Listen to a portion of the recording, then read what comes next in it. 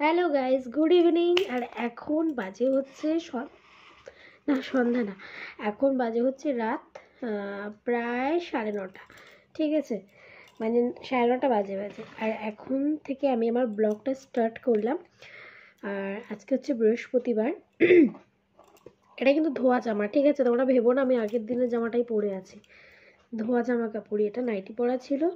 আসলে কি হয়েছে, আজকে মার শরীরটা হঠাৎ করে দুপুরের থেকে, মানে সকাল থেকে খারাপ ছিল, দুপুর থেকে বেশি, মানে হাঁটুর ব্যথা। না, একদম নাড়াতে পারছে না। তো এবার দেরি হয়ে গেছিলো, তার জন্য সকালে আর মানে দুপুরে আর পুজো দেওয়া হয়নি। তাই আর কি রাত্রেবেলা আর কি ঘুম থেকে উঠে পুজো দিলাম। তো তার জন্য আর কি চেঞ্জ করে আর কি পুজো টুজো দিয়ে নিয়ে এখন বসেছি হচ্ছে চা খেতে। ঠিক আছে, তো যেই চায়ের রেসিপিটা তোমাদেরকে দেখিয়েছিলাম ওরকমই একটা চা খেতে ইচ্ছা করলো। তবে আজকে একটুখানি এক্সট্রা কি করেছি তোমাদেরকে বলছি। আজকে একটু কেশরটা দিয়েছি, সেদিনকে কেশরটা দিতে না ভুলে গেছিলাম, মানে কেশরটা যে ঘরে ছিল সেটা আমার ধ্যান ছিল না। তো এখন একটুখানি চা খাবো, চা খেয়ে দিয়ে তারপরে গিয়ে লাঞ্চ করব। ও আর আজকে লাঞ্চে খেয়েছি হচ্ছে খিচুড়ি আর হচ্ছে গিয়ে আলুর দম। আর আজকেও তো প্রায় কি 2-3 দিন ধরে তো প্রায় এরকমই ওয়েদার।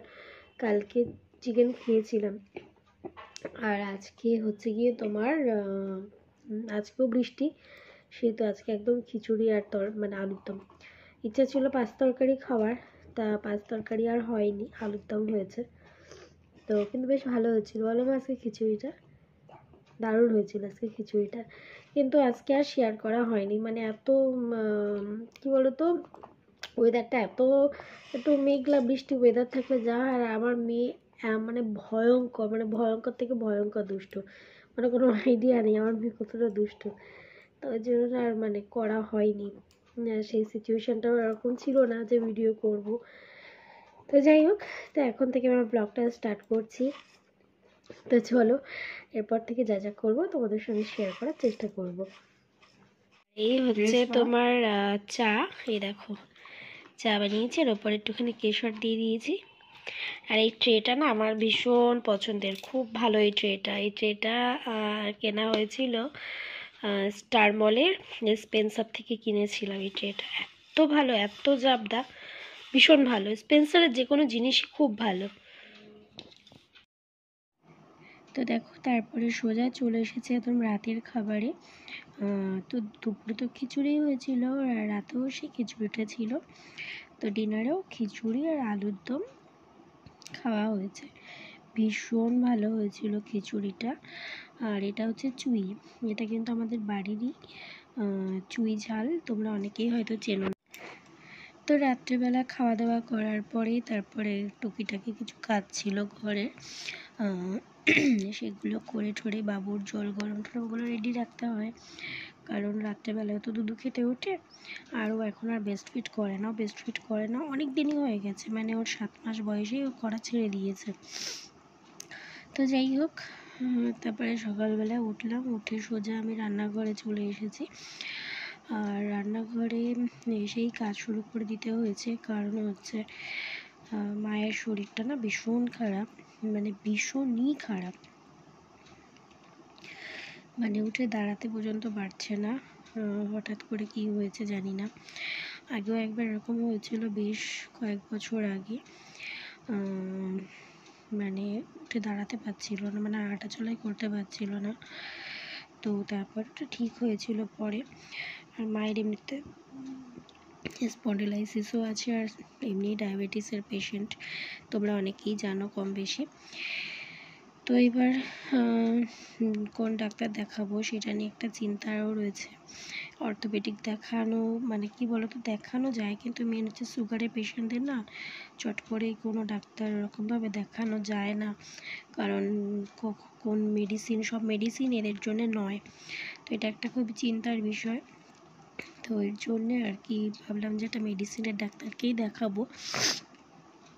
যেহেতু মানে আমাদের আগে যে পুরনো যে ডাক্তার আর কি মাকেও দেখতো, আমরা তো ওনাকে এখনও দেখাই। তো ভাস্কর কাকুর কাছেই নিয়ে যাব ভাস্কর ডাক্তারকে। আমাদের হাবড়াতে যারা আমার ভিডিও দেখছো হাবড়া অশোকনগরে, তোমরা তো ভাস্কর ডাক্তারের নাম শুনেইছো, অনেক পুরানো ডাক্তার, ভীষণ ভালো ডাক্তার, মানে আমাদের ফ্যামিলি ডাক্তারই বলা যেতে পারে।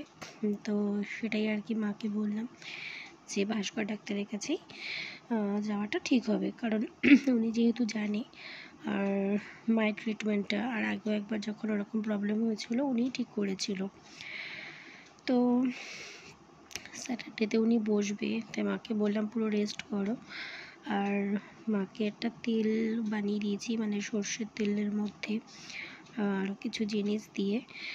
তো ওই তেলটা আর কি মা মালিশ টালিশও করেছে, আর আমি এদিকে কিছু বাসন টাসন ছিল সেগুলো আর কি ধুয়ে নিচ্ছিলাম, কারণ পিসি আস্তে আস্তে দেরি আছে। এবার কিছু বাসন টাসন তো লাগেই, তাই না বলো? তো আর হচ্ছে কি ওভেনটা পরিষ্কার করতে হবে, কারণ রাত্রেবেলার থেকে বেশি বাড়াবাড়ি হয়েছে। আসলে ব্যাপারটা কী হয়েছে, মানে মার শরীরটা খারাপ কদিন ধরেই ছিল। কালকে তোমাদের দেখালাম না যে চুই ঝাল, এবার ওই সিঁড়ি মানে ভেঙে আর কি উঠানে নেমে তো ওই চুই গাছ কাটতে গেছিলো আর কি। তো ওই মানে সিঁড়ি ভেঙে নিচে নামার পর থেকে বেশি আর কি শুরু হয়ে যায়, আর দাঁড়াতেই পারছে না। তো তার জন্য বললাম যে তুমি টোটালি আজকে একটু রেস্ট নাও, যতটা পারা যায় পাম্প করো, আমি যতটুকু যা পারবো মানে করার চেষ্টা করব। তো সেটাই আর কি। এবার ওভেন টোভেন তো সবই নোংরা পড়েছিল, মানে নোংরা পড়েছিল বলতে রান্নাবান্না হয়ে যেটা আর কি হয়, তখন সেটাই আর কি আমি পরিষ্কার করছিলাম। আর টুকিটাকি যা বাসন টাসন ছিল সেগুলো আর কি ধুয়ে ঠুয়ে নিচ্ছিলাম। আর এদিকে হচ্ছে দাদার সাথে বকবক করছিলাম, তাই আর কি দাদা বলছিল কি রান্না হবে না হবে এই সমস্ত নিয়ে আর কি ডিসকাস চলছিল। তো আর আজকে আর এক্সারসাইজটাও করা হয়নি, কারণ এক্সারসাইজ করতে গেলে দেরি হয়ে যাবে। এদিকে সকালের খাবারটাও তো করতে হবে, তাই না? তো মাকে রুটি দিতে হবে করে। তো আমি রুটি আর কি মানে মেখে টেকে আর কি করে রেখেছিলাম, তারপরে তাও মা নিজেই আর কি ওটা আর কি ভেজে নিয়েছিল। কারণ আমার না মানে কি হয় মানে নিজের কি বলবো, মানে যখন আমি আর কি মানে বরের মানে আর কি যখন থাকি আর কি ওখানে যখন করি তখন যেন ঠিকঠাকই হয়, আর বাড়িতে এসে করতে গেলে যেন আমার রুটি যেন শক্ত হয়ে যায়, পুড়ে যায়, ফোলে না, এরকম হয়। কেন হয় আমি জানি না। আর এখানে দেখো ওই মিক্সির ওটা পরিষ্কার করতে করতে মিক্সির কাটার মধ্যে যে কাঁটাটা থাকে না ভেতরে, ওটার মধ্যে হাতটা কেটে গেছিলো আর কি। আর এইগুলো না চেষ্টা করি নিজেরাই ধুয়ে নেওয়ার চেষ্টা করি, কারণ পিসি দিলে ধুয়ে দেয়, দিয়ে দেয় না যে তা না, কিন্তু তাড়াহুড়োর মধ্যে তো অনেক সময় কাটা ফাটাগুলো মানে নষ্ট হয়ে যেতে পারে। তো তার জন্য চেষ্টা করি নিজেরা ধুয়ে নেওয়ার। আর বড় মিক্সিটা যেহেতু বাবুর জন্যই লাগে, বাবুর খিচুড়ি পেস্ট করতে, তো ওটা নিজেরাই ধুয়ে নিই। তো তারপর দেখো বাসন টাসন মাজা হয়ে গেছে, এবার আটাটা নিয়ে নিয়েছি, আটা নিয়ে আর কি মানে মেখে নেব। আর দেখো ডিশ মানে সমস্ত বাসন টাসনগুলো রয়েছে এখনও ধোয়া হয়নি বলে এই ছোট ডিশটার মধ্যেই আর কি আটাটা মেখে নিতে হলো। এত ছোট ডিশে আটা মাখা যায় বলো, কি করব, কিছু উপায় ছিল না। তো আটা ফাটা মেখে হাত পা ধুয়ে নিয়ে এবার আমি অন্য কাজে লেগে পড়ব। আর আমাদের খাওয়ার জন্যে আর কি আলু সয়াবিন দিয়ে একটা তরকারি করেছিলাম, আর ভাত বসিয়ে দিয়েছি, আর একটা করে ডিম সেদ্ধ। তো এটাই আর কি সকালে অল্প করে খেয়ে নিই। এখন হচ্ছে আমি রান্নাঘরে, আর তখন তো দেখলে সকালবেলা বাসন টাসন ধুচ্ছিলাম আর কি, কারণ হচ্ছে গিয়ে তোমার মায়ের শরীরটা ভীষণ খারাপ, দাঁড়িয়ে কোনো কাজ করতে পারছে না।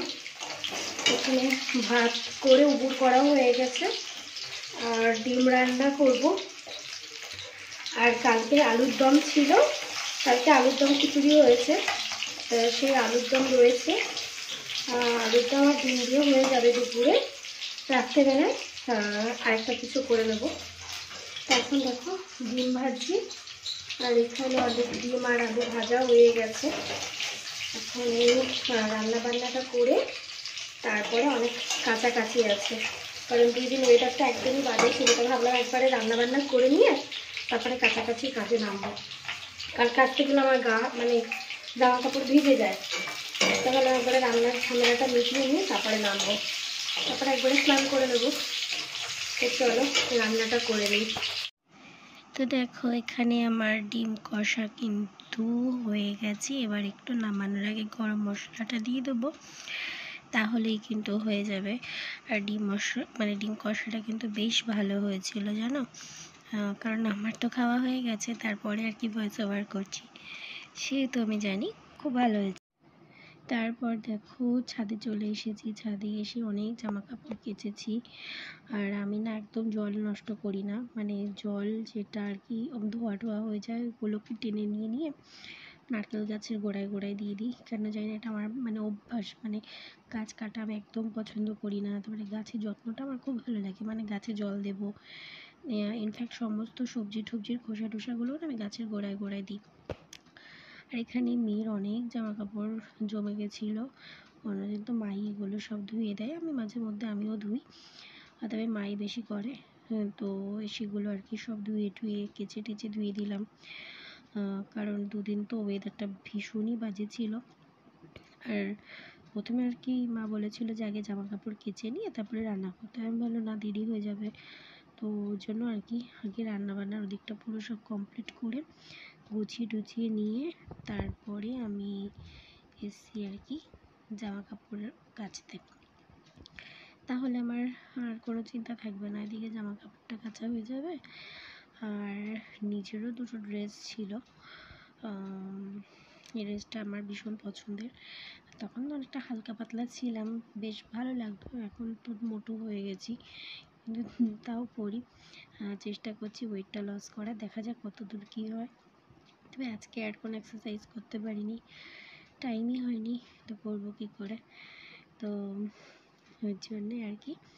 তো যাই হোক, এবার সব জামা কাপড়গুলো আর কি বাবুরটা তো ধোয়া হয়ে গেছে, ধুয়ে টুয়ে ভালো করে নেড়ে ঠেড়ে দিই, নিজেরটা আর কি নেড়ে নিচ্ছি, নিজের বেশি ছিল না কিছু।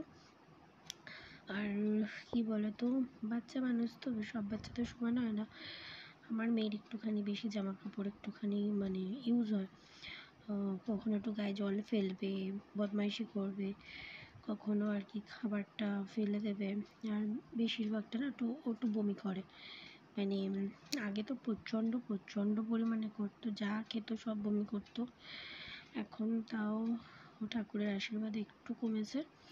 তাও আর কি রিসেন্ট দেখছি আবার মানে যা খাচ্ছে, খাওয়ার পরে এতটা জল খেয়ে নেয়, খেয়ে বমি করে দেয় জানো তো। নিচে এসে দেখলাম একটা পার্সেল এসেছে, তো অবশ্যই এত বড় পার্সেল যখন মেয়ের জন্যই কিছু হবে, ওর বাবাই পাঠিয়ে থাকবে। তো চলো পার্সেলটা ওপেন করি, দেখা যাক কি আছে এর মধ্যে। তো এই দেখো, ঠিক গেস করেছিলাম, মেয়ের এই যে এসে গেছে। কত টাকা যে এর পেছনে গেল কি আর বলবো, আসলে সেদিনকে কি হয়েছে, ওর বাবা একটা পাঠিয়েছিল, সেটা এক্সেল সাইজ পাঠিয়ে দিয়েছিল, যেখানে কিনা মেয়ের এল সাইজই এখনও অনেক বড়। তো ভাবো, ওর বাবার কাণ্ড কারখানা দেখেছো, কোনো বুদবুদ নেই। আর এখানে দেখো ব্লু লেগন পাঠিয়েছে ওর বাবা, তো এটা আমি অনেকদিন ধরে বলছিলাম যে আমি একটু মানে বানিয়ে খাবো, এটা আমার ভীষণ পছন্দের, তো তাই আর কি বরমশাই পাঠিয়ে দিয়েছেন, থ্যাংক ইউ আমার কথাটা রাখার জন্যে, এমনিতেই রাখে, পাঠিয়ে দিয়েছে।